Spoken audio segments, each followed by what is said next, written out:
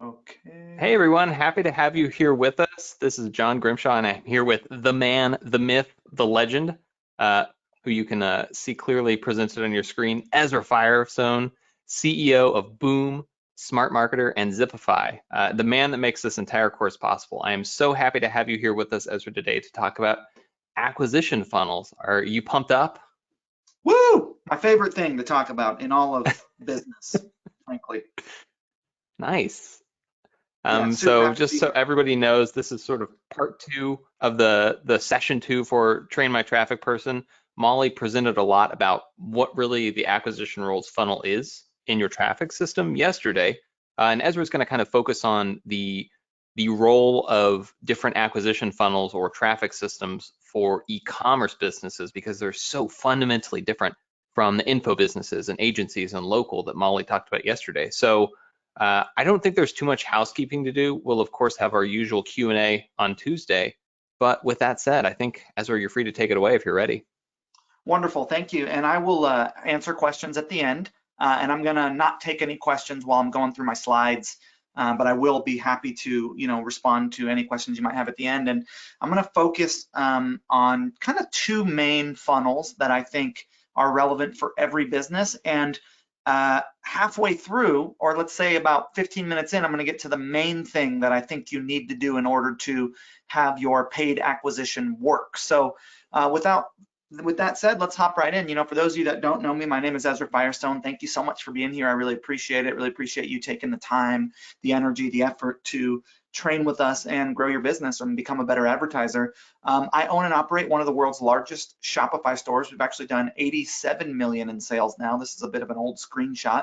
And I'm a top 5 Shopify affiliate. And I'm also one of 12 professors at the Shopify Academy. So I've been in the game a while, since 2005, been doing this for a long time. And this is my little, hey, I know what I'm doing slide. I build teams. That's what I'm really, really good at, is bringing groups of people together to achieve goals. Smart Marketer is the brand that you're engaging with now, information publishing. I have an app company called Zipify where we build applications for Shopify stores. And of course, I have Boom by Cindy Joseph that we were just talking about. Now, I quickly want to, before we get into the acquisition funnels, talk to you about kind of the big problems that we are facing as entrepreneurs. The first and biggest and most intense problem is scaling advertising profitably. And that is why you're in TMTP, because this is the number one problem that business owners and entrepreneurs have. It's a real tough one. We aim to help you solve that. And that's what this training is about. The other problems that we run into as entrepreneurs are money and funding. Once we scale, hiring, sourcing, and training is a real big issue for companies. Diversification of traffic source, diversification of product line, diversification of content, very big problem. Growth plateaus, also a very big problem. And then work-life balance and overwhelm are also very big problems. And so, we're here to help you solve your traffic problem, but you'll notice in TMTP, we're going to touch on all these other things in, high level kind of, you'll notice threads of these other things, because these are the other big problems that we face as entrepreneurs. So people come to me and they say, hey man, like, what's the play in light of all these problems? Like, what do we do? And so before I teach you about acquisition funnels, I want to tell you how I think you can be successful in business. When I took this screenshot, it was about a year ago, and we had spent 18.7 million in advertising at that point to generate 64 million in revenue. And a quick little aside is, for most business models, and this comes in after year one, right? Because year one, you're really just getting your customer acquisition down. You're really just getting your, business together. But once you've been in business for a year and you have some repeat business, if you can spend one to make 3 in total, you've got a winning business. So what I mean by that, and this is general rule of thumb, is like, let's say you spend $100 on advertising in a day. If your business brings in 300 from no matter what source, if it's emailing past customers, if it's organic people finding you, if some of it is ads, you have a real good business. You'll notice we're about that 1 to 3 ratio on the spend for total business revenue, which is a good one to shoot for at a high level. So anyways, what I learned was that, and you can see here at that time, we'd reached 40 million women on Facebook, spent 13 million of that 18 million on Facebook, a couple million of it on Google. And then January of 2019, we had our biggest spend month on Facebook ever, except for January of 2020. We just beat that. I'll show you that a little bit later in TMTP. But what I learned is that in business, the game is really won or lost on the back end. That, if you look at that, 64 million, you'll notice that 37 million of it is one-time purchases and 26 million of it is people who came back and bought from us a second time. As our business has scaled, now we're at 80 million, about 50 million or 48 million is first-time purchases and 37 or something like that is repeat. So at some point in your business, you're gonna have to dial in repeat customers.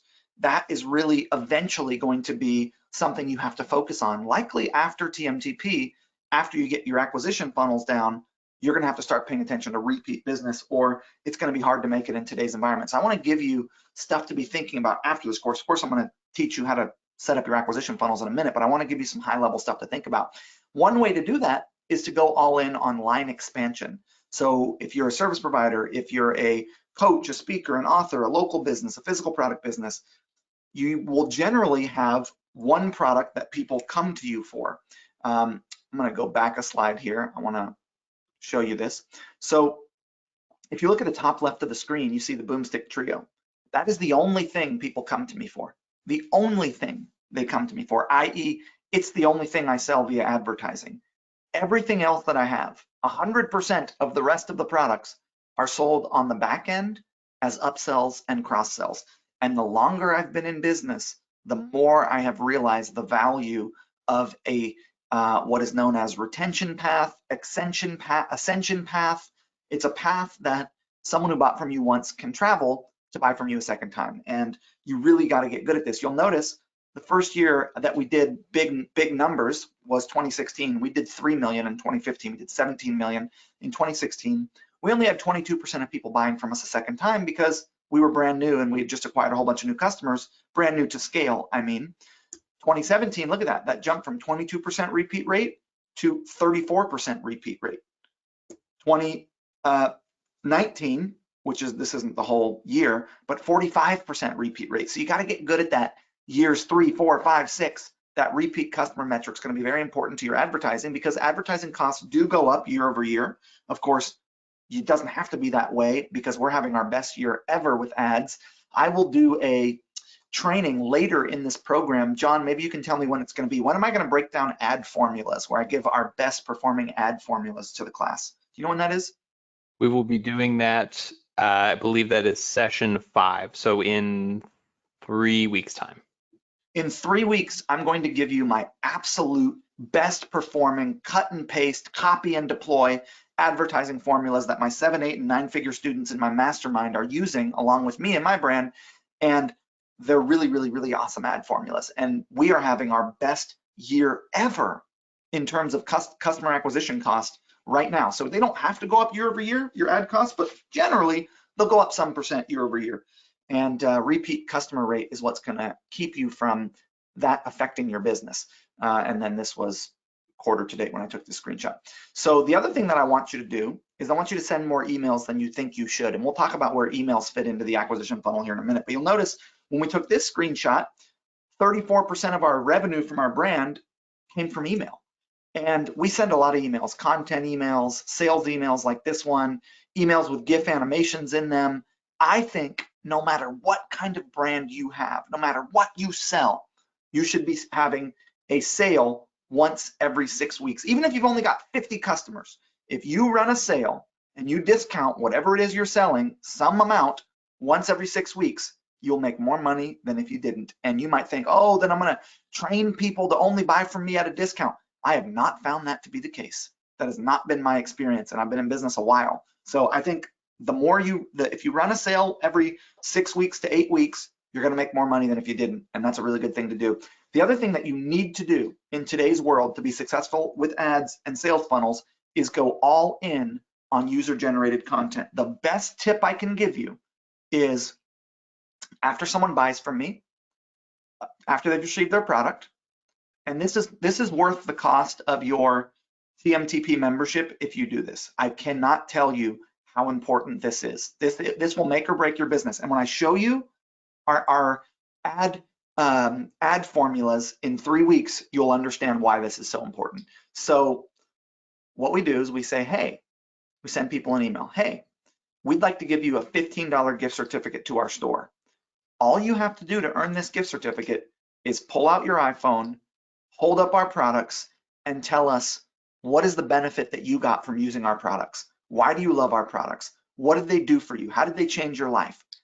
And these videos that you get, it's called incentivized video review request.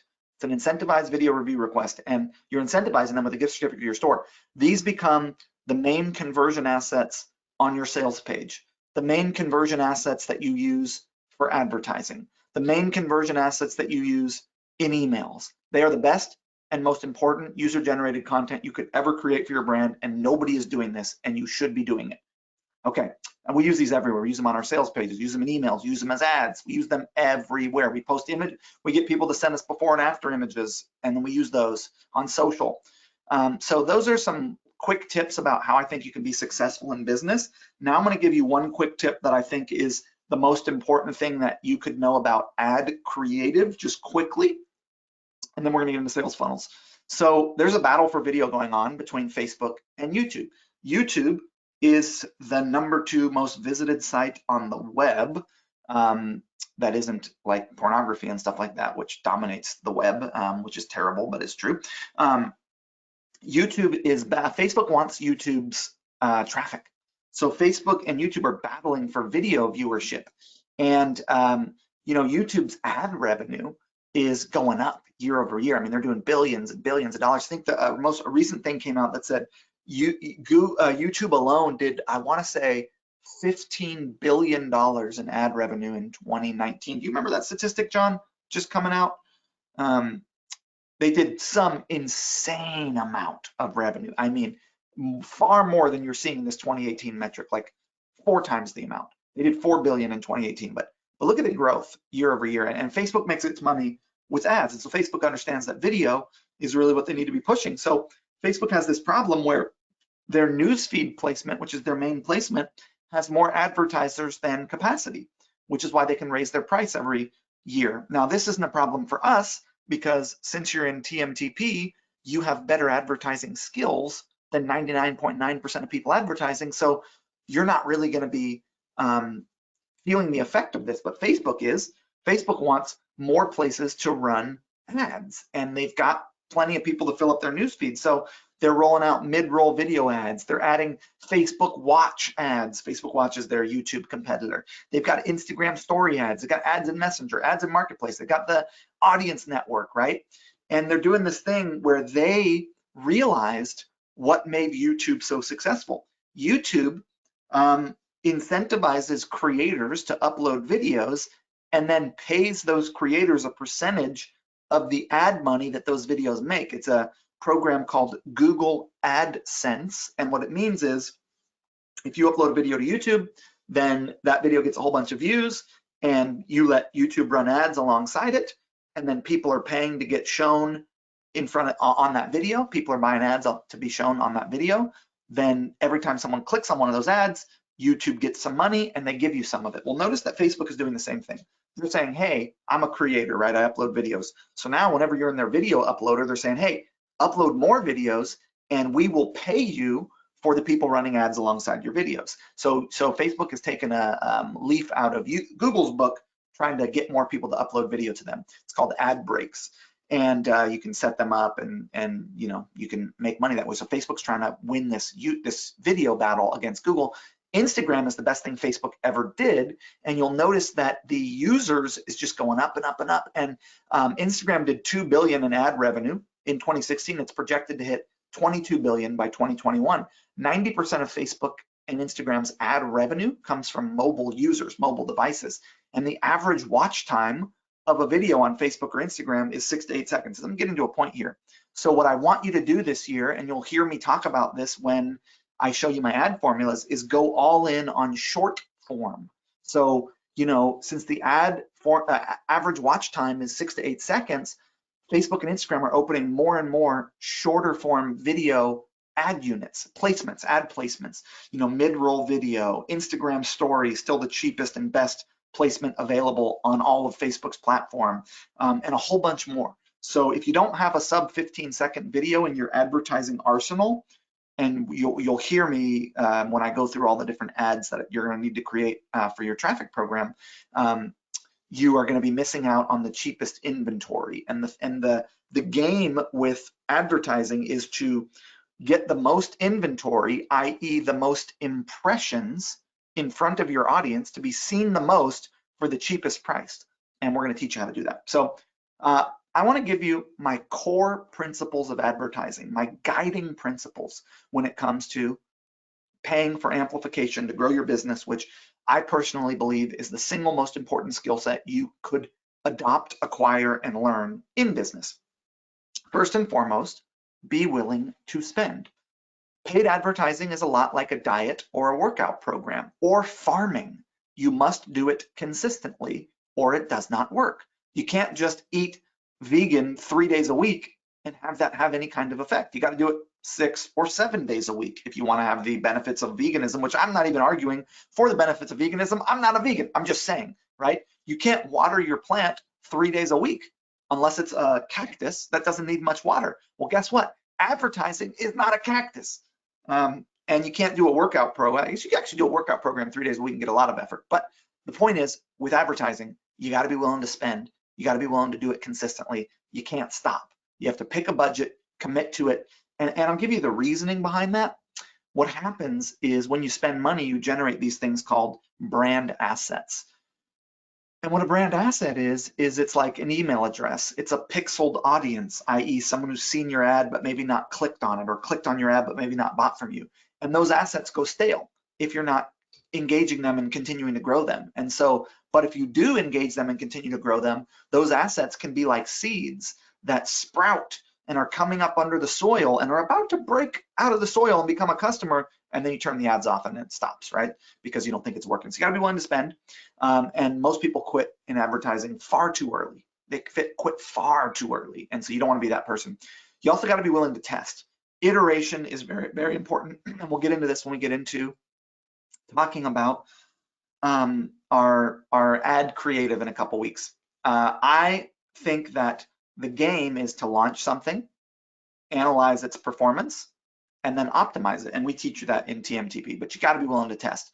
The other thing that used to be the case and is still the case, but it's a lot easier, is targeting is half the battle. Molly's going to teach you about avatars. She's going to teach you how to build out interest targeting. She's going to teach you how to put your message in front of the right group of people. The beauty of this is that as you scale, it gets easier. It used to be with advertising, as you scale, it got harder because as you scaled, you needed to find more and more people to put your ads in front of. Well, now Facebook is so smart that if you do targeting well the first time, as you scale, their pixel gets smarter and they do the optimization on the audience side for you. But it's kind of like in America where I am, I don't know how many, I think we got a bunch of international folks too, but you know, in America, we've got this very politically divided climate, this very kind of divisive thing going on in our political scene. And I'm not trying to get political or push any political agendas or viewpoints, but I do want to make the point that, you know, if you took like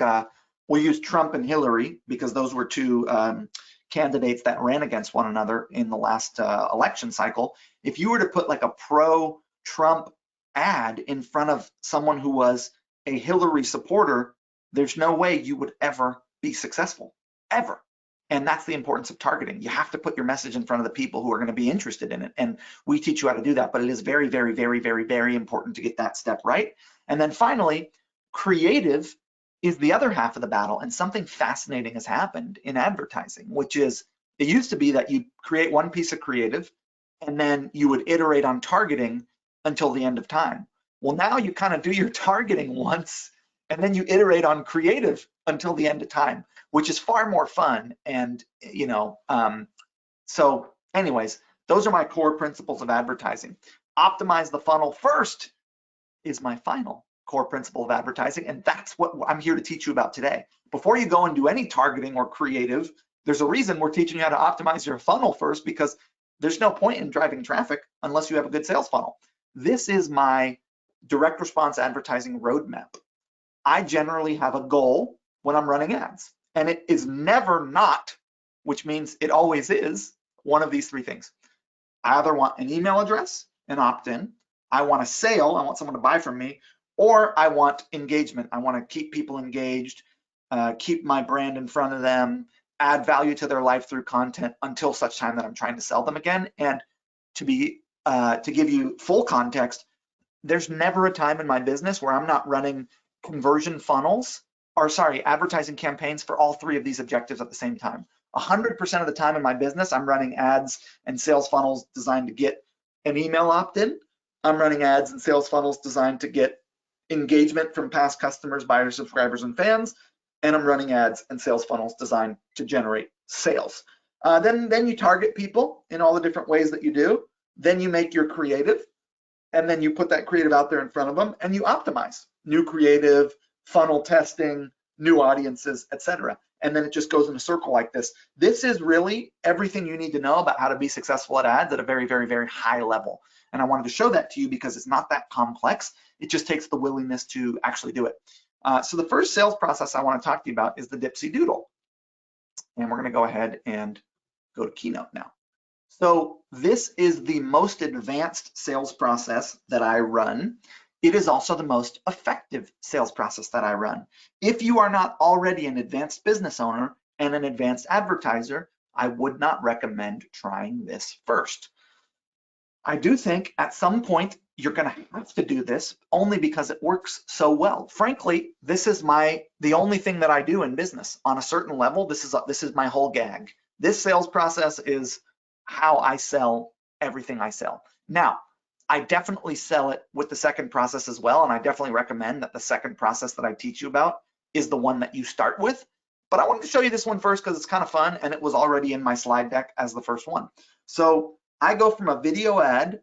80% of what I run are video ads. I also run image ads. I also run GIF animation ads. I also run catalog sales ads, which I teach a whole entire module in this training program on catalog sales ads, which are also known as dynamic product ads.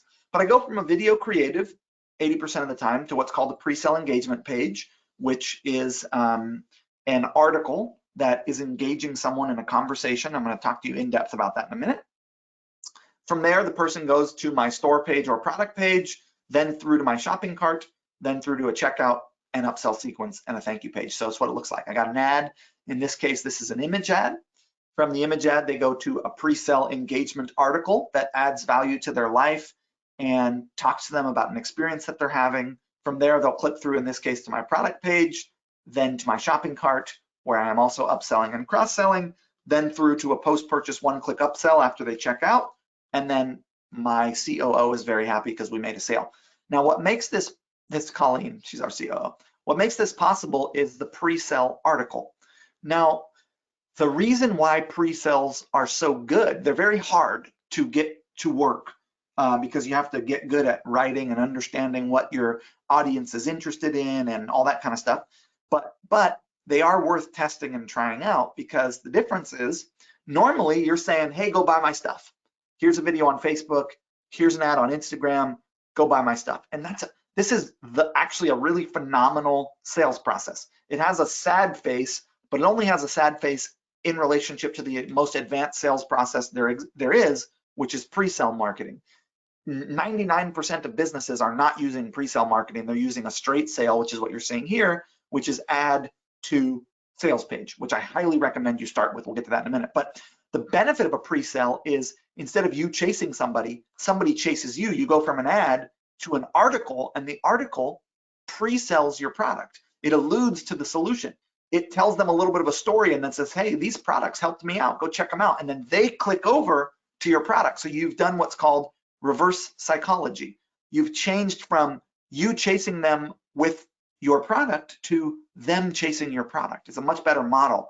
And we've got all kinds of pre-sale pages. We have, we use pre-sales not just, the reason I think you should start using them is because we don't use them just to run ads to. We use them in our email autoresponders as ways to follow up with people. We use them to retarget. We use them to mail our email list, right? We'll do product-specific pre-sales like you're seeing here. This is a product-specific article about the benefit of our serum. We do them for top-line awareness-generating sales funnels, which is the one I just showed you, where we're getting new people in the funnel. We put them in our autoresponders. We use them during sale events. We send them to our list as content. We retarget people with them who fall out of our main sales process. We use them everywhere. And I'm going to give you a formula for pre-sales in a minute here. And again, I'm only showing this to you because I know that there's 10% of the audience that's very advanced, who's got maybe a copywriter on staff or who's comfortable writing copy, who's going to want to try this. Now, one quick thing to note about our pre-sale article is on our pre-sale article, we are popping up what is called exit intent. So if someone attempts to leave the article without, if someone attempts to leave the article without clicking over to the product page, we say, hey, wait, here's a piece of content you might enjoy, give us your email address. They then enter their email address, and we then say, hey, thanks, we're going to send you that, but in the meantime, check out one of our most popular products. Now, very important note, this is not an exit pop-up. An exit pop-up is a no-no. An exit pop-up will get you banned from Facebook. An exit pop-up is something that when someone's on a tab or a browser window and they try to leave, you pop up another browser window. This pop-up happens within the browser window they are already in, which is why it's known as exit intent. It's happening within the window they're already in, the tab they're already in, so it's totally above board and fine to do. Next, we move into the offer sequence after the pre-sale, right? They go from the pre-sale, in this case, directly to the product page and then through the rest of the sales sequence. Quick note, this is our product page. We're gonna get into that in just a minute. Here's the shopping cart. I wanted to point out that on the product page and the shopping cart, we are also doing what's known as exit intent. But the difference is, in this case, they've seen our product, right? They've seen the product page, they've been to the cart, or they've been to one or the other. Here, we're incentivizing them with a discount. So we're not saying, hey, here's a piece of content. We're doing that on the pre-sale because they haven't seen a product yet, so we're not trying to incentivize them with a discount when they haven't seen a product, when they might just need more warm-up content. But once they've seen a product, we're incentivizing them to stick around by offering them 10%. And we make a good 20% of our revenue on this 10% coupon, saying, hey, buy right now while we're here and we're gonna give you a discount. And they enter their email address and then they use that coupon code to check out. Works extremely well. Now we're testing all these pages and they work, where everything we do is super tested, as you'll see in a minute. So let me get a little bit deeper into the concepts behind a pre-sale page for those of you that are advanced. For those of you that are not advanced or not interested in this particular acquisition funnel, hang with me because I'm going to get into one that every single business owner needs in their business. So let's dive a little bit deeper on a pre-sale page. What it is it's a piece of content that engages a prospect in a conversation and alludes to a solution. Here we're using content as a sales medium, right? Like Red Bull did when they had that guy jump out of the atmosphere to promote their product.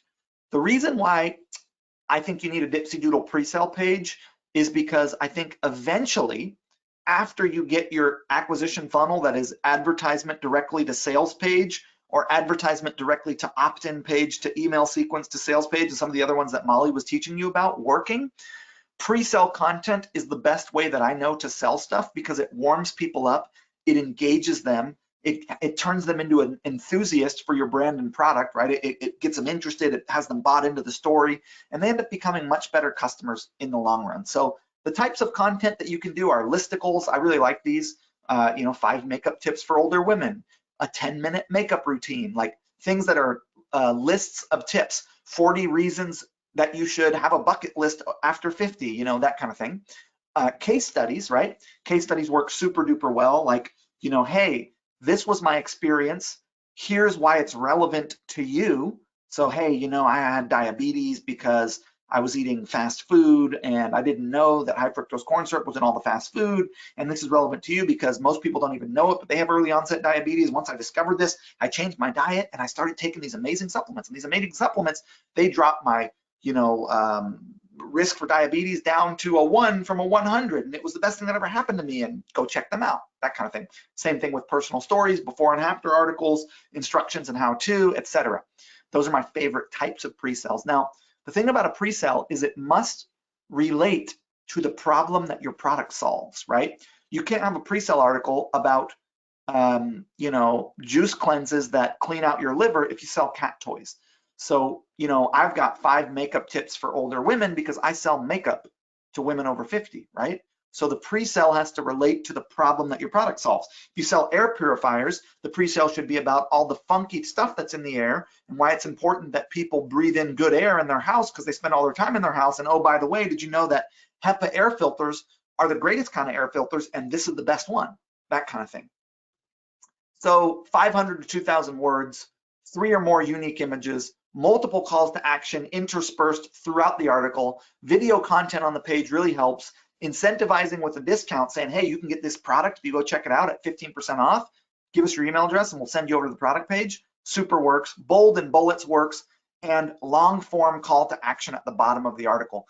Now, I just want to show you quickly that on the zipify.com website, if you want to go there on the blog, under Zipify pages, you can see that we have a article here on the double header CTA, double CTA header. We've got an article here on the mobile header. We've got an article here on these articles on pre-sales. These are all about conversion best practices, a bunch of these for pre-sale articles, super good stuff. And then if you want to go even deeper on the structure of a winning pre-sale page, you will find, I'm just gonna do see more posts real quick. And I'm gonna go pre-sale. Okay, here we go. 2-step single item plus pre-purchase, that's a good one. And we've got our pre-sale template in here as well. But the Zipify blog has a bunch of conversion best practices in terms of how to structure pre-sale pages, and every single pre-sale page that I use, for example, the 5 Makeup Tips 2.0, which has the 2 calls to action buttons as you scroll, our exact layout and template for our pre-sale pages, it's in here. Same with 5 Makeup Tips 1.0. So everything I've learned from a mobile, notice that it switches up on mobile and you can still see those buttons available. They can check out your products, they can join your email list. Everything I know about conversion is built into Zipify pages, and I've spent literally millions of dollars testing conversion. So you can watch it on the Zipify blog, or you can just copy our templates. And if you don't have Zipify pages, which I give you a free trial, but if you're not on Shopify, then we can give you links to our pages so that you can then copy them, right? Have your designer copy our pages. So I just wanted to show you that. Okay. Now, I want to show you a pre-sale article that ran for like 3 years, and I'm going to see if I can. I'm going to see if I can actually click this link. I don't know if it's still live, but it literally ran for like 3 years. Let's see if it's still live.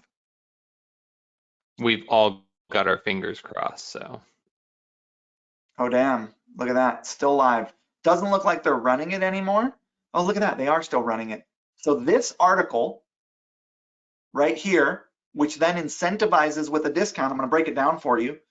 This article, yeah, it's not running anymore because the page isn't live anymore, but I'm going to break it down for you. But the link is still live, so you can still get to the link, which you'll notice is right here. So this article is a pre-sale article. Do you know the 3 leading causes of acne?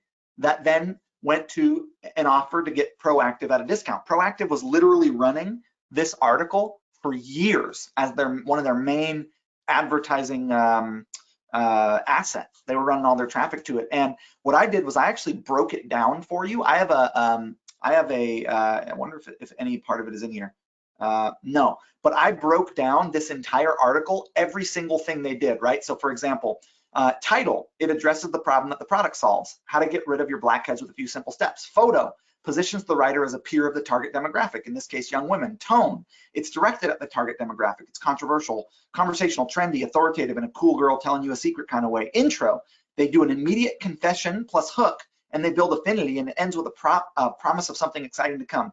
Confession, grabs our attention and is followed by camaraderie. The writer is setting herself up as a peer of the reader via universal experiences, looking through old magazines, etc. The final sentence tells us she's gonna tell us about something cool later on, the discovery that completely made up for the general awfulness that is moving, right? So I break down everything that she's doing in this article. If you feel overwhelmed by the number of acne cures out there, you're not alone. It's easy to be swayed by the latest miracle gel or talent treatment, but does new equal better? And does it even work on people's skin? To get a better fix on what makes acne treats more effective, let's look at what causes in the first place.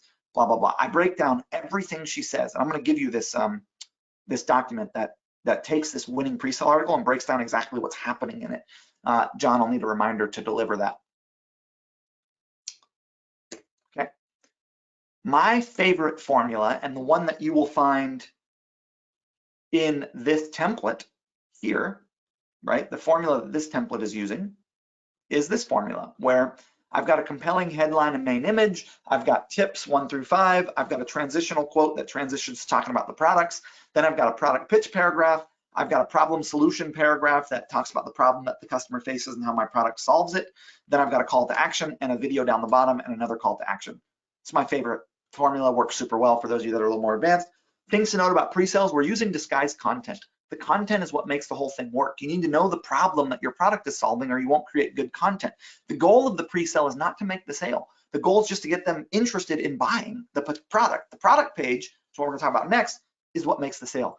And what you have to understand is their underlying emotion. What do they really want? What's their goal? What are their objections to your product? Do you have any proof, any case studies, any science, any graphs? And the goal is to hook them and motivate them to click a link to your sales page. That's what your pre-sale is doing. And contrary to popular design beliefs, design really matters, which is why I recommend using the templates that I offer you.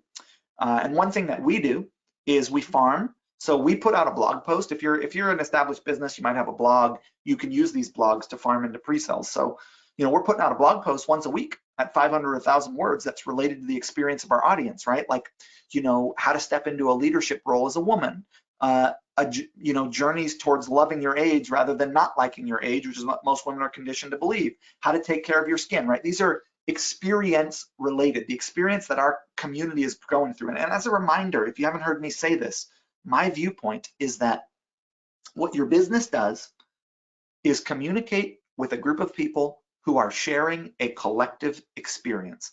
In my case, women over 50 who are collectively having the experience of their bodies aging, their skin wrinkling, their hair graying, their hormones changing, and everybody telling them that that's wrong. Everybody telling them to tuck it in and tighten it up and cover it up and dye their hair and Botox themselves and do all kinds of shit that is basically saying, hey, your value is declining because you are aging and you've got to fix that problem, right? We understand the experience that this group of people is having and we talk to them about that. That's what your business does. And then we offer solutions to problems that the group of people that are going through that experience are facing. That's what a business is doing. And then we email these pre-sales out, we email these articles out, and then the articles that perform the best on the blog, make the most money, have the highest click-through rate. We also amplify these these blog posts. We run a page post engagement ads. The ones that do the best, we turn into pre-sale articles. You know, 4 tips for overcoming perfectionism. That wasn't a pre-sale, it was just a blog post. We transitioned into the pre-sale. Want beautiful skin? Start from the inside out. That wasn't a that was a blog post to start. Then we transitioned into a pre-sale. So if you have a blog already in your business, you've got a pre-sale factory, is my point. Now I want to show you how Zipify Pages uses this because, like I was saying, this is the only way I sell. So with Zipify, you know, it's a landing page builder for Shopify stores. So I was saying, hey, here's my experience. This is my experience. This is a case study combined with personal experience. That's what this pre-sale is. Hey, this is how I boosted my Amazon sales to over $100,000 a month using discount campaigns and social media advertising. And then I say, hey, look, here's what I did. Here's why it's good. Here's why you need to know about it. Oh, do you want to get this same strategy and have me go deeper on it?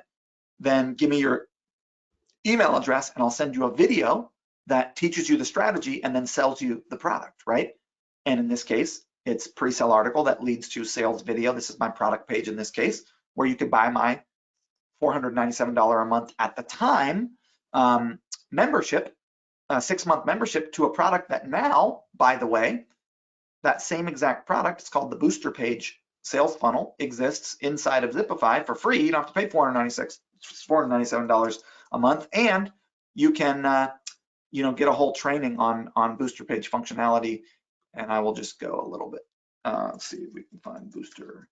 Yeah, it's in here. You can ask us for it if you want to do the Booster Page. We got a whole 1-hour training on it. But yeah, that's how that pre-sale funnel worked. This is just, you know, this is another one. This is how I sell another piece of software. Hey, here's a little strategy I use to increase my average order value. It's called one-click upsells. And if you're interested, you can go buy the products. That's how I'm using, that leads to a sales page, right? Pre-sale article sales page. So John, before I get into the second portion of this process, which is the reason why you don't need a pre-sale page at all, or a store page in that matter, and why 99% of the funnels I look at for e-commerce brands and every other brand for that matter look like this, which is video ad to product offer page, which is what I recommend to start with. I just wanted to do the pre-sales for the advanced people. Should we maybe take a couple questions about pre-sales, or should I just keep on rocking and rolling in the free world here? I think if you want to take a few questions, that's fine. I was also going to give you a chance to plug Zipify a little bit, because everybody should have gotten today their email that tells them how to get access to their free 3-month trial of Zipify Pages. So do you want to chat a little bit more about Zipify in depth, or do some questions, or just plug on? Well, so the deal with Zipify, I'll just talk about it for a second, is it's a landing page builder that integrates directly to your Shopify store that allows you to build, sales pages like this 2-step product funnel here. It allows you to build opt-in pages, pre-sale pages, mini sites, home pages, makes it real easy to kind of copy everything that's working for me and my brand. It's really phenomenal. You can build your entire Shopify site on it, and I highly recommend that you use it. And I got a bunch of really good training on it, and you get it for free also for like a few months inside this training. So that's what I have to say about that. And yeah, I can take a couple pre-sale questions. Okay, cool. So Teresa was saying she's wondering how is she supposed to combine this pre-sale content with the actual advertising part of things? So she send traffic to the pre-sale. How does that layer into it? Yeah, so if you're using pre-sales on the front end of your business like me, then your ads would be linking to the pre-sale article. So as an example, hop into one of our ad accounts here. Zoom in. This is a little, this is a sneak peek, right? I'm not even supposed to be doing this, but I'm gonna give you a little sneak peek. Take a look at today. We've got, we'll go to our purchase dashboard here. Today we have 13,000 in spend for 30,000 in revenue at $35 a purchase at the top of our funnel. This is awareness. And this ad, here's an ad for, let's go, this ad here as an example is a video advertisement. I'll talk to you about the funnel or the formula for it. But what you'll notice is that this particular advertisement is not linking to one of our product pages, and this is at the very top of our funnel, right? But in fact is linking to a pre-sale article. So that's the structure there. Awesome. Okay. And then Jason just said, how are you connecting with Boom users to create this content? So you've got this very professional looking content that is coming directly from people who are a perfect fit for your product. Do you reach out to them? Do they come to you? What is the process you use to get these articles written? These articles? The articles we write in-house. That get converted into pre-sales. Okay. Yeah, we write them ourselves. So we have, if you go to our website, you'll notice that one of the things that we're big on, and I teach this also, I teach a bonus module on content marketing in this program, but we're very big on content marketing. And after you get your acquisition funnel, we don't want to teach you acquisition funnels right now. Or sorry, we don't want to teach you content marketing right now. We want to teach you acquisition funnels. But once we've taught you acquisition funnels, I come in and do a bonus module. Do you know when that is, John? I do a bonus module on which bonus module is that? You do a few. Engage and filter. The engage and filter method. I think we have that scheduled for the 7th week. We're planning to have that one be just a recording of you talking about that, unless you want to do it live. No, I'm happy to do a recording, but the point that I'm making is I teach you how to do this in week 7, but I don't think you should even worry about having a blog or content marketing until such time that you have an acquisition funnel dialed in. So I don't think it matters at the moment. Got it. Okay.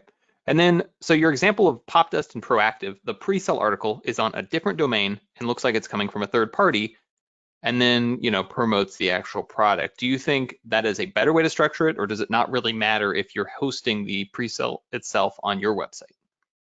I much prefer to host it on my website because then I can pixel that audience and retarget them.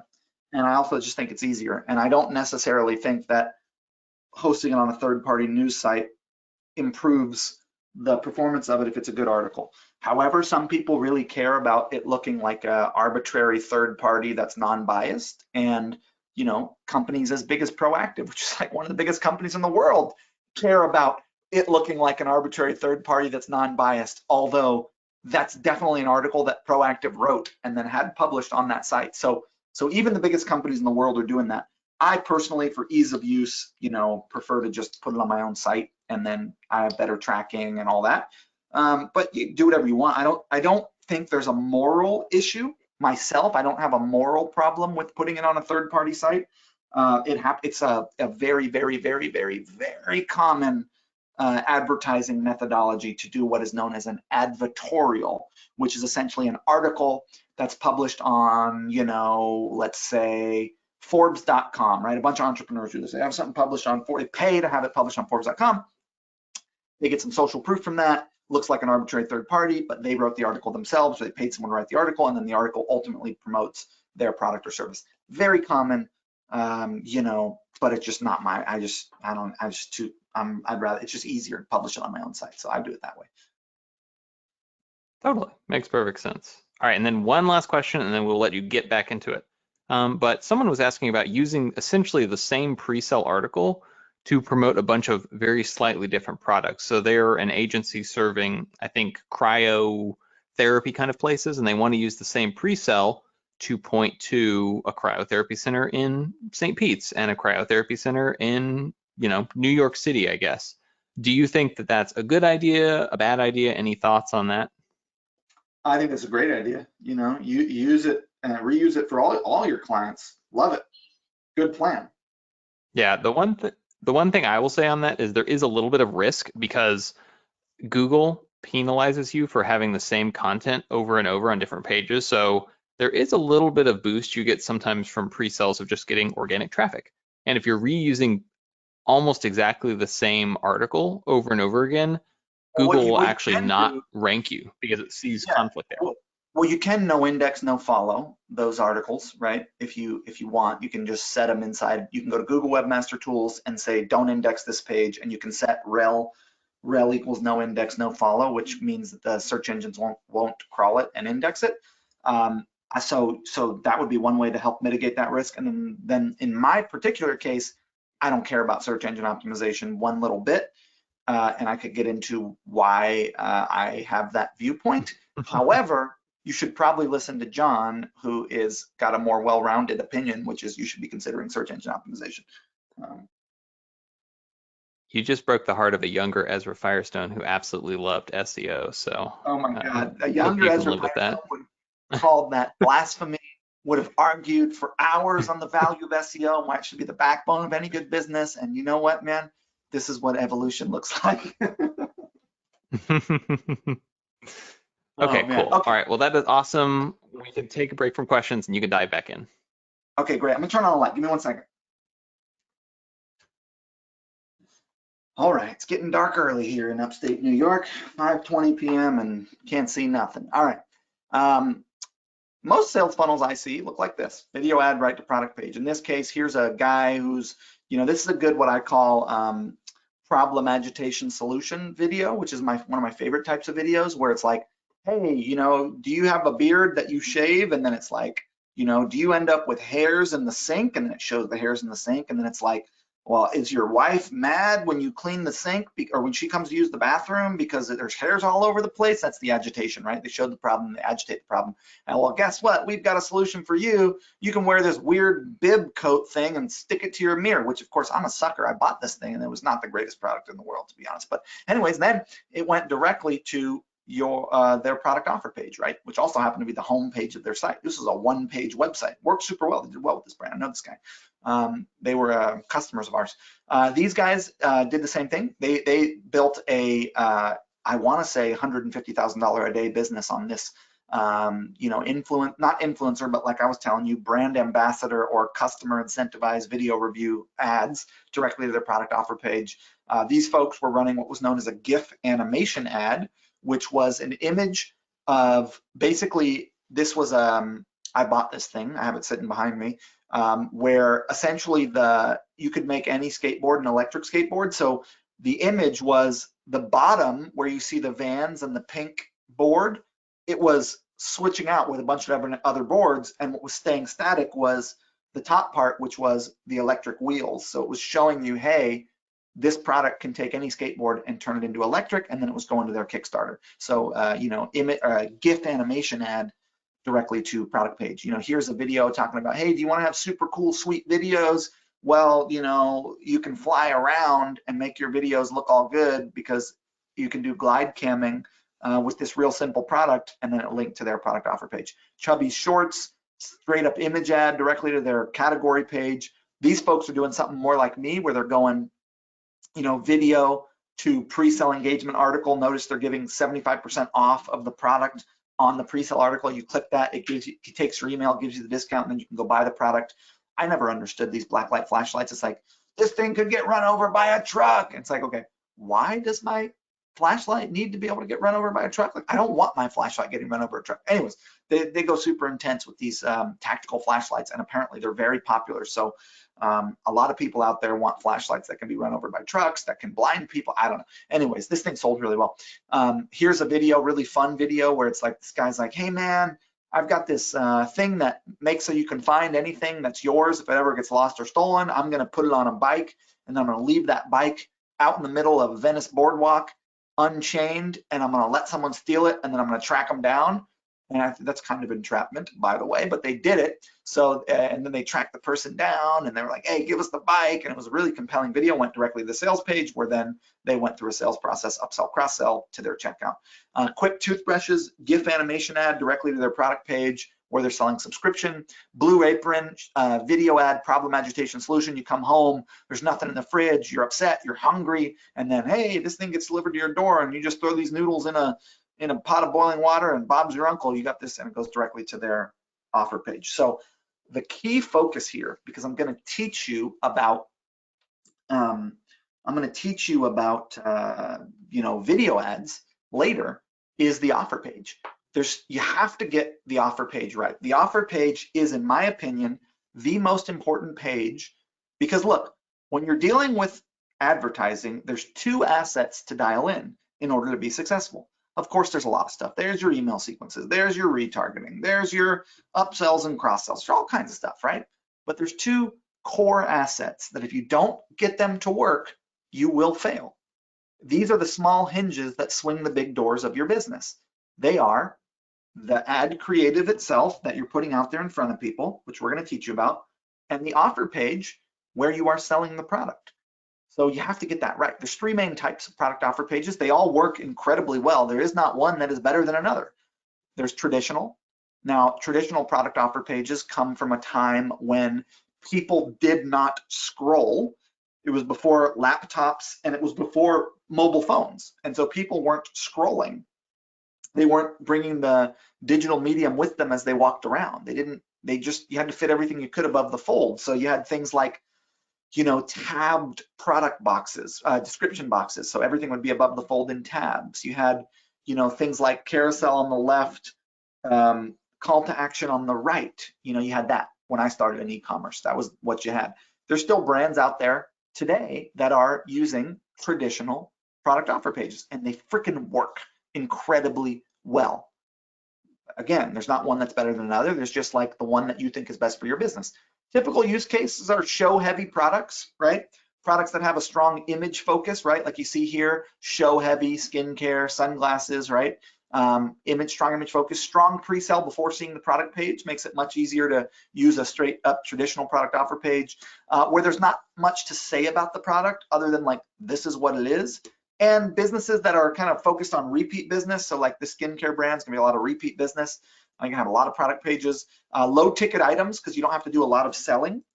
And mobile focused brands, where really 99.9% of your traffic is on mobile. Now, everybody is a mobile focused brand, so that one really doesn't apply, and frankly, I should delete this. Okay.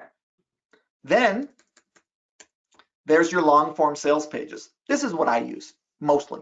I mostly use long form sales pages, and I'm actually transitioning to the third one for most of my products now, which is kind of like, in a way, two long form sales pages together to sell a product. But you'll see here purple mattress, boosted boards, longer form, more content. You, as an example, you bought TMTP, this training program, you bought that off of a long form sales page. That's what we were using to sell TMTP. Typical use cases are, you got a direct response marketer in charge.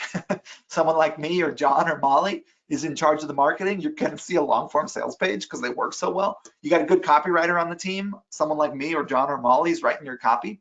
You've got a lifestyle or story-based product, right? Like sleeping or skateboarding or something like that. You got a product that can do a lot of demonstration of how it's used. There's some education required to sell the product. You're going to see long form sales pages there. And high ticket items, right? Because the more expensive the product is, the longer the sales cycle is, and the more education that you need before you'll buy. Notice that we didn't try to sell you TMTP off of a sales page. We tried to sell you TMTP off of 2 sales webinars, a Facebook Live, a whole bunch of email sequences, because it's a very high ticket item. Now, in my opinion, we don't charge enough for it. I think it's worth double what we sell it for, personally, based on the value that we're providing in the marketplace. And we probably will raise the price at some point. So you guys have gotten it at a really good deal. But the point is that in order to sell a high ticket item, like, we had to show you we knew what we were talking about. We had to give you value. We had to build relationship and trust with you, between myself and you, between Molly and you, etc., so that you would trust us enough to put your trust in us to allow us to bring you through the process of showing you how to scale your business. And so high ticket items require long form sales pages, is my point. And then there's the mini site. And mini sites are really wonderful. Mini sites are a collection of pages that are all working together to sell a product. So you can see here that we've got a home page of the mini site with like a sales video and a little bit of copy. And then we've got the story, which is kind of like, you can tap right through it, kind of tells you the story of the product that's being sold. In our case, we always have specific ingredients that are used in the product. We've got social proof reviews of the product, right?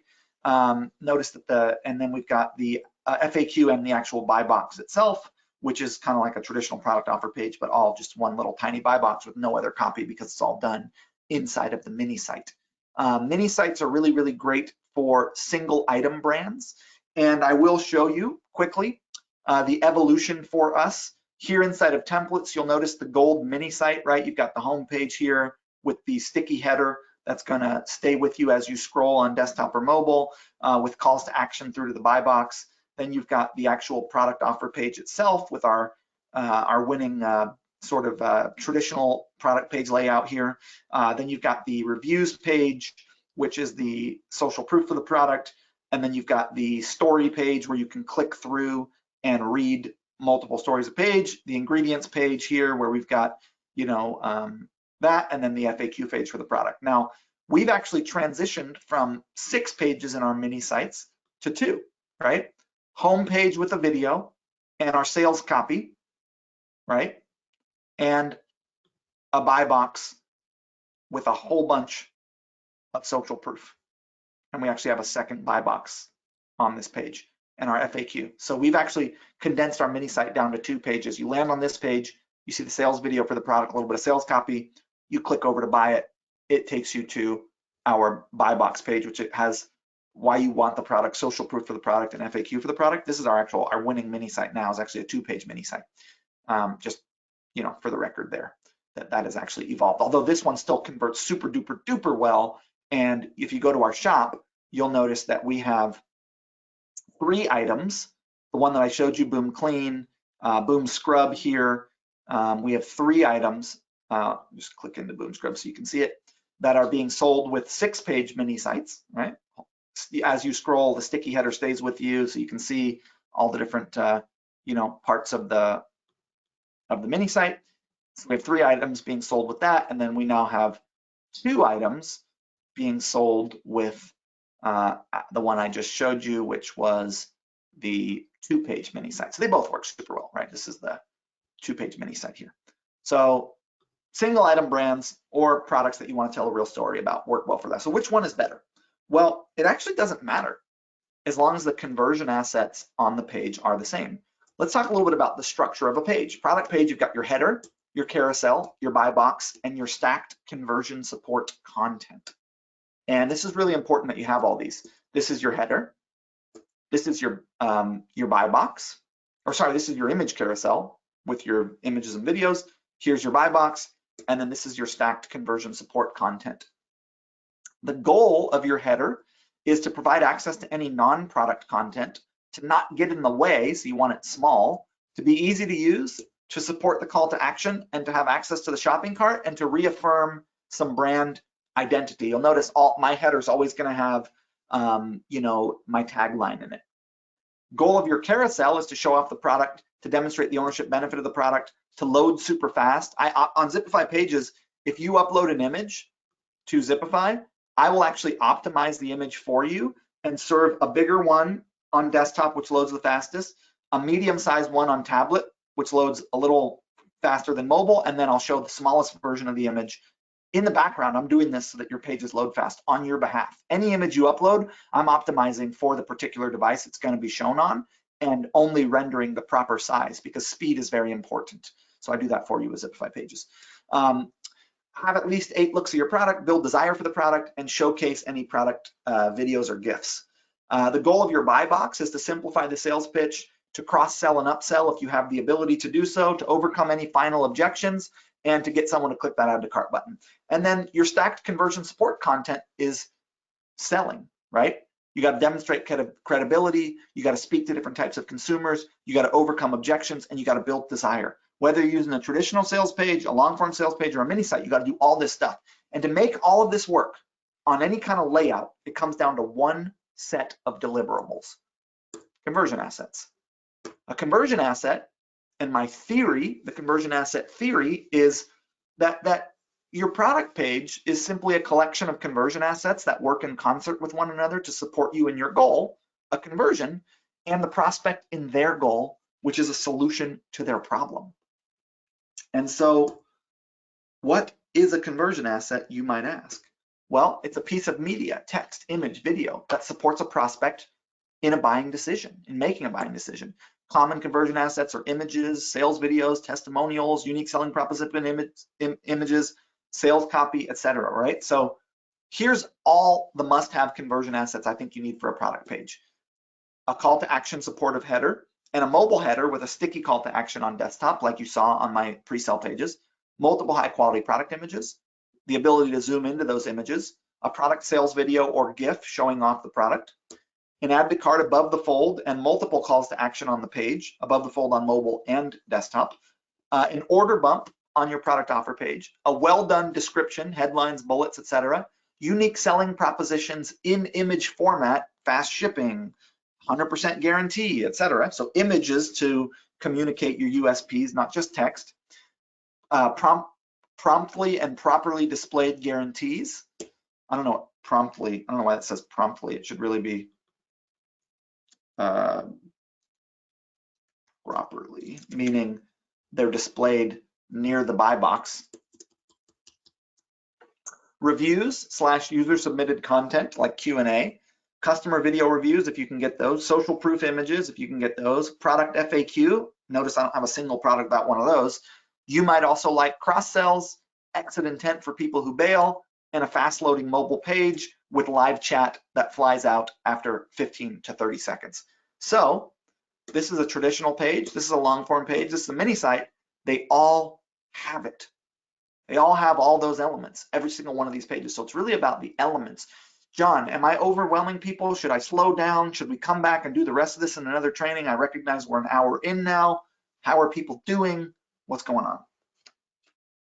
So people are definitely loving this training. I think we have potentially strayed a little bit far away from the traffic side of things. So it might be good to, well, I guess you know what, you're on a jag here. Like you can just keep running this with this, and I can go find the training from last course where you talk a little bit about the Bratislava and that stuff, and put that in here if you want to just keep rolling with what you're talking about. Yeah, well, I wanted to go, I felt like Oh, and last time I everyone's didn't. saying they're loving it, fantastic, don't stop. So.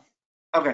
Well, I felt like last time, right? I skipped all of this, how to actually create your product page. And I just talked about the process itself of driving traffic to the product page, which I actually have. Um, I have that right here. Yeah, I got it right here. So basically I have the training from last time, which is the butter chicken. And yeah, so I can get into the butter chicken, but I feel like I didn't give enough insight on how to optimize the product page for the butter chicken. So I wanted to do a little bit more of that. But I will tell you Yeah, what, I think this stuff is great. well, I do have a recording of all of the rest of this, which teaches the optimization. All the rest of this is teaching you the different ways to optimize your product offer page, right? There's literally, I mean, I have a full 1.5 hour training that all these slides that you're looking at, it just teaches you more about how to optimize the product page, which is what the butter chicken is all about. So one thing we could do is I can stop right here where I've given you the overview of what a conversion asset is and the different types of product offer pages. And then we could tonight upload the video of me breaking down all the different individual elements, your header, what you need to have in your header, why, your buy box, my formula for writing winning buy boxes, your carousel, my formula for having a winning carousel, right? All these things. I have a video on this. So that I literally say the exact same thing. So why don't we do that? Why don't I upload the video where I take you through. By the way, everything that I teach you in here, guess where that's built into? It's built into these pages right here in Zipify Pages. It's all built into there. Unique selling propositions in image format, money back guarantees, call to action throughout, social proof. You might also like carousel, right? So it's all built in there, but I just explained it all for those of people who can't do. It's very good stuff. So what I'll do is I'll upload that and I will go in to the butter chicken. Now, what the butter chicken is a sales process. You heard the Dipsy Doodle. The Dipsy Doodle was pre-sale pages. Well, the butter chicken is direct to the product offer page. And the best type of ad to use to direct to a butter chicken to go directly to your product offer page is an Instagram story carousel. Facebook allows you to run these ads where you can say, hey, I only want to show, the only way you can achieve this, which is a carousel inside Instagram stories, is if you set up an ad set and you unselect every placement. If you look to the left of your screen, the only placement I have selected is Instagram stories. And then I have a carousel type of ad unit, which is 3 images or 3 15-second videos back to back to back. And then those will run inside Instagram stories back to back to back. So you'll get a carousel of stories that you can link directly to your product offer page. Here's an example, right? Image, image, image. The middle one was a GIF animation linking to that product offer page. Here's another example, 15-second testimonial, GIF animation, and then quotation testimonial, which is just an image at the end linking to my Trio product. Here's another example for Boom Silk, right? Open with a 5-second video. And I'm going to show you these formulas, but these are what I call the Bratislava butter chicken, where you're going directly to your product page from an advertisement. And I wanted to spend a little bit of time talking to you about the optimization of product pages. And I did, but what I realized is that in order to teach you the rest of this, I'd be on here for 2 more hours. And I actually have this recorded just from a few weeks ago where I say the same stuff. So rather than wasting your time with it right now, you can catch it in the members area. So quickly, you'll notice that another way, so one way is to go video ads, and my favorite ad unit right now is the Instagram story carousel directly to your product offer page, right? That's Bratislava butter chicken. Well, another way to do the butter chicken is with catalog sales ads, which is if you're using e-commerce, that is literally just a catalog of your products being shown to people on Facebook. It's a different objective. Notice that on the bottom left-hand side of the screen, it says objective catalog sales.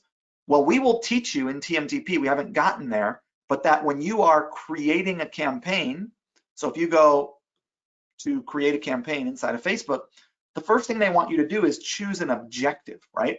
Conversions, that's the most common one, but you can also do catalog sales, which you have to have a product catalog, and I teach you about this in a later module of here. But this is a really phenomenal objective, and it's really only for e-commerce people. It's not really for non-e-commerce people. But that catalog sales objective allows you to run ads like this, where you've got an opening screen, an image or a video, and then it's just a catalog of your products in a feed. And the cool thing is Facebook knows who is on Facebook, who's shopping. And so they show these ads to people who have, Facebook's buying data. So they know when you searched for a skincare product on Google, they know that. And if you did that, if you showed any interest in a product anywhere else on the web, you're gonna see these catalog ads on Facebook. So they work really, really well. We always use what's called an intro card, where before our catalog, we will put a image or video at the front of the catalog. We'll also notice that these are directly to the product. So we're not doing any pre-selling. We're just talking about the product. In the ad copy, we've got 5-star emojis. We've got 2 customer testimonial quotes, and then we've got a money back satisfaction guarantee, because it's all about selling the product. They're going directly to the product page. In our case, a long form sales page or a mini site. I do a whole training on this formula later in this course, but this is one of my favorite formulas for catalog sales ads, which is I use 5-star emojis. So I'm doing social proof through the emojis. I then have social proof in terms of customer quotes, and then I have security, and then I have an opening card that catches attention, and then I've got my most popular product set. That is the Bratislava butter chicken. And so that's the butter chicken, John, direct to the product page. And yeah, I'm happy to take questions, but those are the 2 main e-commerce sales funnels I think you should be running. The first one that I think you should be running is the second one that I think you should be running is the Dipsy Doodle sales page, which requires you to create the conversion asset of a pre-sale article, and then everything else is the same. And the second one that I think you should be running is the Bratislava butter chicken, which requires you to be creating the conversion asset of a video ad, which we're going to talk about later, and a winning product offer page. I went through the basics of a winning product offer page, and I'm going to upload for you a in-depth video that teaches you about all the different things you need to be doing on your product offer page before you run ads. And as a reminder, you can copy my templates right inside of Zipify, where all these best practices are built in. Now, I hope I didn't overwhelm you. My goal was to inspire you to focus on repeat business and short form video eventually in your career, to tell you that at some point in your career, you're going to want to incorporate pre-sale article marketing into your business, and to have you spend most of your time inside of TMTP focusing on 2 conversion assets, your sales videos that you're going to run as ads, and your product pages where you're trying to sell your product. If I've done that, I've done my job, and I'm happy to answer questions. Awesome. Yeah, I think that was great. And I really just wanted to make sure we covered butter chicken because Molly referenced it quite a bit yesterday, but people are raring to go on learning more about this product page stuff. So I'm really excited to get that in there for them as well. But we definitely have a few questions. So maybe we can spend the last 15 minutes or so going through those. First and foremost, and this is like literally like 10 people on this webinar have asked me some variation of this. They want your process for getting this UGC, right? The user generated content that you're getting from your people. They're saying my audience is older, or I feel like we're not actually getting people to send stuff in. So can you talk just for a minute about that? Yeah, you see this right here? I send people an email. Yeah, I send people an email, and the email says, hey, I'm gonna give you $10 to my store, and I really want you, and here's what you gotta do, go to this page to get details if you want $10 to my store. And then it says, hey, do you want $10 to boom? Send us a short video. Here, you can get a free $10 gift card. All you gotta do is give us a 20 to 50 second video review. And as an added bonus, we're gonna enter you into our drawing to win $250 to our store. Get started, follow these steps. Pull out a smartphone. Don't use a telephone, use a smartphone. And we show them in an image format as well. Record your video. We suggest that you have a friend or family member do it for you. You know, to qualify, you've got to mention our company, you got to clearly show our face, you got to review our product and your shopping experience. Email us your video, and we put our email address in here. This is just a template version. And then you get a free Boom gift card. And that's it. Nice. And so Easy. So yeah, if you guys want that, you can find this right now inside Zipify. Yeah, and what I will do, John, is I'm gonna stop sharing my screen for just a quick moment and confirm with me that it's not that it's stopped sharing. It's gone. Okay, good. And I'm gonna take you guys behind the scenes, and this is only for TMTPers. This is not for anyone else. Don't share this outside the group. This is just for you because you are a TMTPer, and yeah, I don't want to. I don't want this out. So you should be able to see my screen now, and you'll notice that I'm inside of Klaviyo, and I'm inside of my post-purchase flow. And let's go ahead and find.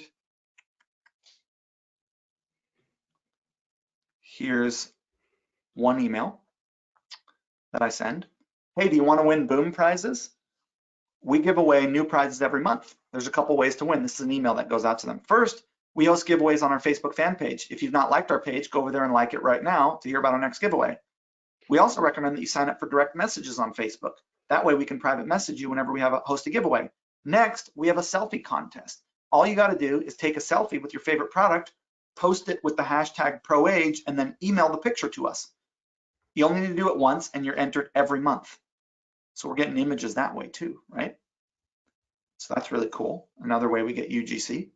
That's awesome. Another way that we get UGC is we say, hey, we could really use your help. Would you be willing to take a survey? And by the way, notice that it says, we could use some help.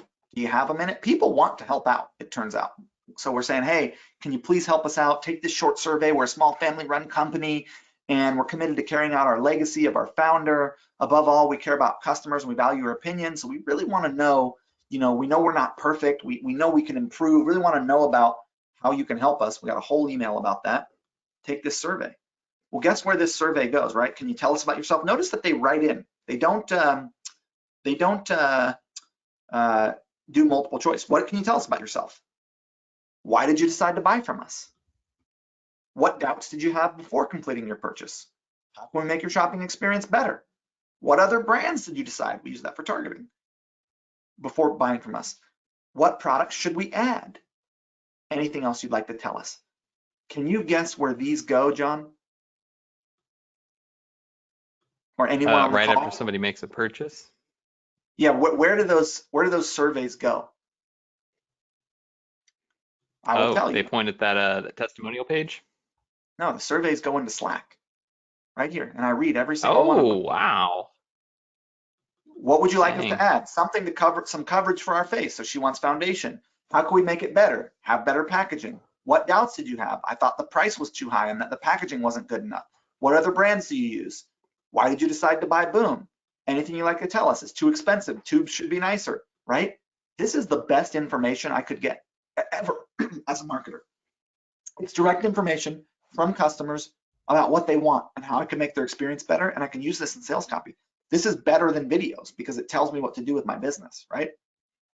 Okay, and then the final thing is this email. Hey, you want $10 to our store?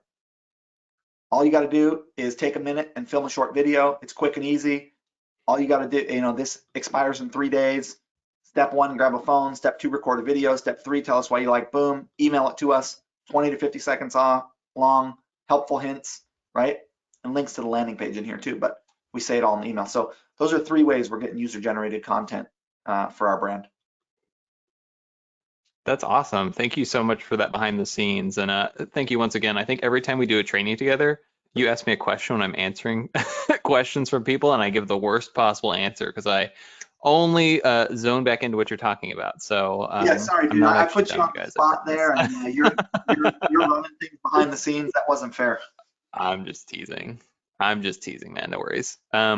Yeah, so we are getting a million questions. I'm going to tell you guys, we're not going to be able to answer all these just because there's so many of them, but we have the Facebook group and Ezra is in there and is a big part of it. So if I don't get to your question, I apologize. It is just a function of time. That is our greatest limitation in life. but please tag them in the Facebook group, tag myself, tag Molly, tag Joe Murphy, and we will do our best to get your stuff answered. I want to try to get a few of the ones that came in earlier on just before we wrap up. So let's see. Interesting question. So someone was saying, do you think it's worth opening a Shopify account for a local one product store like a dog food shop? So it's a local store that sells dog food. Should they open a Shopify store or no? Well, do they think they can get their customers to buy on the internet? I mean, I think everybody should have a way to buy on the internet myself, right? Shopify also has point of sale, so you could run your point of sale on there as well. Yeah, I'd be trying to sell stuff on the internet myself. My whole career is selling things on the internet. So do I think you should try to sell things on the internet? Yes. But I don't know. If you Totally don't know agree. And if you believe in technology, your product, you can take it elsewhere too, right? Like if you're selling online, you can sell it not just in your town. So if you've got a great product, selling it online is one of the best ways to get the product out there and get the word out. So awesome. So someone was just saying you had the emoji stars, right, in yours, and they're saying that Facebook said you're not allowed to use star emojis. Obviously, you guys are still doing that, but have you heard anything about that from Facebook or anybody else, Ezra? I haven't heard that. I've been doing it for years, but you know, I don't know if you know, I had not heard that. Is that new? I don't know. I've heard like 5 people mention that in the past 6 months, but I know Boom hasn't had any problems. So it's probably not actually a stars issue. And there's something wrong with the copy on their landing page. And that's really the problem Facebook is sort of saying no to. So I think you guys can get away with that, no problem. We've had probably 5 people who say, hey, I use WooCommerce, not Shopify. Am I going to be able to use Zipify? So is there anywhere in the Zipify roadmap a expansion of platforms that it supports? Or is that proprietary info? No, but what you can do, and what a lot of people do, is they will, you know, they'll do like landing, like we do, right? So here's a perfect example, John. Smartmarketer.com. This is a WordPress site, right? Mm-hmm. And most of everything is hosted on WordPress, but we have created landing.smartmarketer.com, which is Shopify, right? So we have landing.smartmarketer.com. We've installed Shopify on a subdomain. Oops, I need to find one that's not redirecting because we are redirecting certain pages. Let's TMTP.mentorship or TMTP-mentorship. Or yeah, that won't work. Here you go. Landing.smartmarketer.com. And then we use this as our sales page. So we've basically installed Shopify on a subdomain of our WordPress site just to host sales pages, pre-sale pages, opt-in pages. And then we might still use WooCommerce as the commerce side of it, but we're building our sales pages on Shopify, right? So you can do that, you know. Yeah, I mean, I really love it for selling info products, honestly. I had never used Shopify for info products before working with you guys, and it has been a joy and a pleasure. I mean, Shopify is an amazing framework. It works really, really well, and you can sell basically anything you want to on there. So definitely worth considering if you all aren't part of the family yet. Join another Shopify. one, John. Landing.smartmarketer.com. It's a webinar replay page, right? So we're using Shopify on a subdomain of our WordPress site to host landing pages. We're using it to host, as an example, you know, opt-ins and 4-part video series, right? Like if I enter my email address here, please don't email me, I won't answer. I don't check my email very often, but now you have it. Look, host video 1 through 4, right? These are all Shopify pages, you know. So yeah, you can do that. Pretty amazing. Awesome. So a few people have said, okay, so I understand the butter chicken idea. How do you create a winning ad for this? So they're saying that they've done ads directly to a product page, but haven't had a lot of success. Do you have kind of a simple summation of how to make that work? Well, you're gonna have to just wait and you know, tune in to the old teaser. You know, that's right. You're gonna have to wait and tune into the, what do you call it, ad formula part of this whole training, right? I can't do a whole training on ad formula. Yeah, whenever that is what you gotta wait for. So the idea is it's an if you build it, they will come scenario, right? This is the building the butter chicken, the good product page. That is the cornfield you're going to turn into a baseball diamond.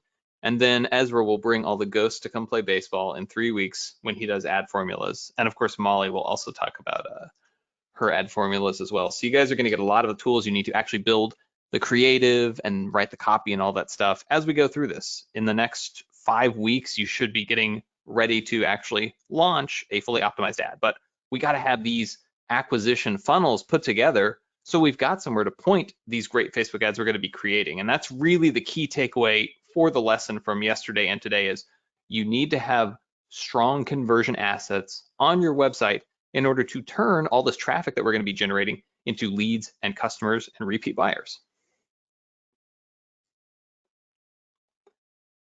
All right, let's see. How about we do 2 more questions and then we can call it a night.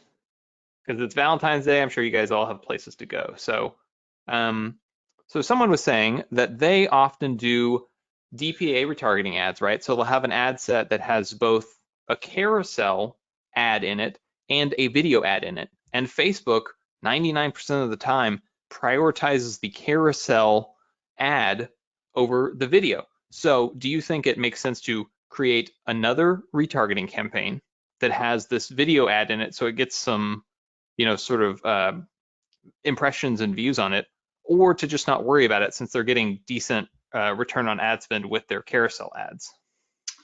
I would probably just, if carousel ads are working, you can put a video at the front of the carousel. That's something you can definitely do.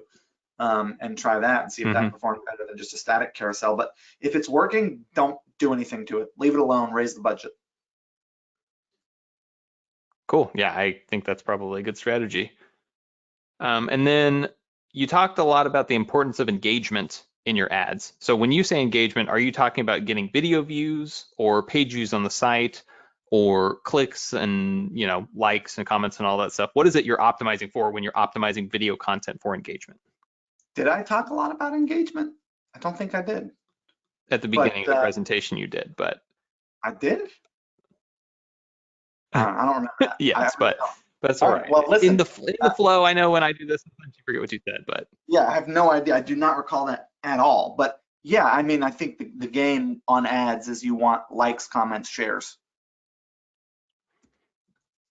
Cool. I agree. I mean, social proof has been huge in the last 9 months. So, and yeah, so Ezra just sent me so you guys know the list of all these different product page things we're going to put in. So right now we've got kind of a simple one in the members area that's just 30 minutes long, but we're going to be adding 3 separate videos that represent 3+ hours of content, all about that product page stuff that Ezra started to get into. So I know a bunch of you were raring to go and super loving that, and I love that energy. I just wanted to make sure we covered butter chicken since Molly had talked so much about it yesterday. But if you guys want to spend your weekend doing a little bit of learning, which never a bad thing, or dive into it next week, we will have those additional videos added to the members area as fast as we can. So you guys can go in there and go super, super deep on all 3 hours of that training. So, but yeah, so we're right up against our sort of allotted time window, Ezra. I mean, I know we're going to have more trainings from you. Obviously, we have the Facebook group where people can ask additional questions, all that. Do you have any parting thoughts, words, things to share, wisdom for people going into, kind of understanding traffic systems and starting to think about ads and putting this all together? The thing to remember is that just like anything else in life, this is a skill that you master over time. And the goal is not success on day one. The goal is to get better than you were yesterday. And you got to keep a positive attitude, and you got to keep at it, and you got to keep moving forward, and you're going to experience failures and setbacks. And it's like any art form, it's changing, it requires effort.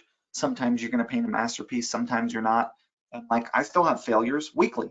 I also have successes weekly. So, you just got to keep at it, keep positive attitude, keep moving forward, yeah, and have fun with it, and ensure that you're making good products that serve the world, and that you're having a good time, and ultimately you will be profitable. So thanks for taking the time. Cool. All right. Well, thank you so much, Ezra. Thank you, everyone, for joining us this Friday. We will be back Tuesday next week at 4 p.m. Eastern with our Q&A. So if you guys have any questions, it'll be Molly and I there. I think we answered like 40 questions last time, so we should be able to get through quite a few. Please come and join us. And of course, you always have the Facebook group as a resource. So tag people in there, ask your questions. We will dive through all that. But otherwise, I think we can let you go. So have a wonderful Valentine's Day if you celebrate the holiday. If you're in the US, if you're in New Zealand, it's already tomorrow, I think. And we will see you all next week. So thanks so much.